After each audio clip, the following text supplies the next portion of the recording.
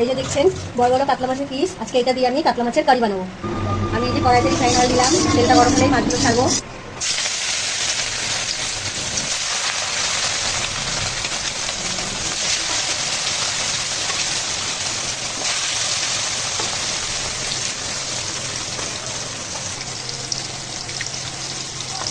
দিলাম মাছ উল্টে দিলাম, লাল হয়ে গেছে, আর একটু লাল হয়ে যাবে, নামিয়ে নেবো।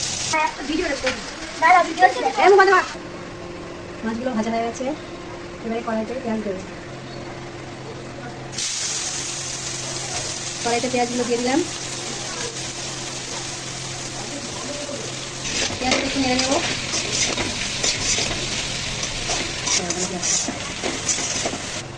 পেঁয়াজটা গোল্ডেন কালার হয়ে গেছে, একে একে আমি মশলাগুলো দিয়ে দেবো। রসুন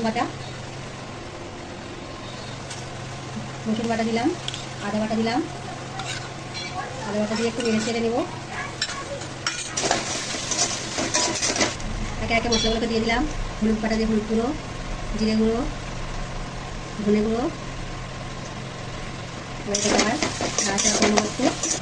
একটু গুঁড়ো লঙ্কা দিয়ে দিলাম পরিমাণ মতন, আপনারা যে যেরকম ঝাল খাবেন ওরকম দিয়ে দেবেন। এবারে টমেটোটা দিয়ে দিলাম, টমেটোগুলো দিয়ে কষাবো যতক্ষণ না টমেটোগুলো সিদ্ধ হয়ে যাবে। আমার মশলা কষানো হয়ে গেছে, দেখুন মশলাটা পুরো কষে গেছে।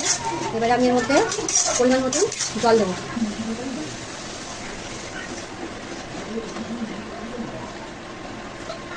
আমি এখানে জল দিয়ে দিলাম, আপনারা আপনাদের পরিমাণ মতন কারিতে জলটা রাখতে পারেন।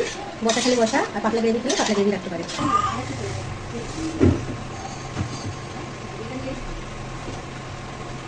মাছগুলো দিয়ে দিলাম, এবারে ঝোলটা ফুটে উঠলেই আমি ধনে পাতা দিয়ে নামিয়ে দেবো।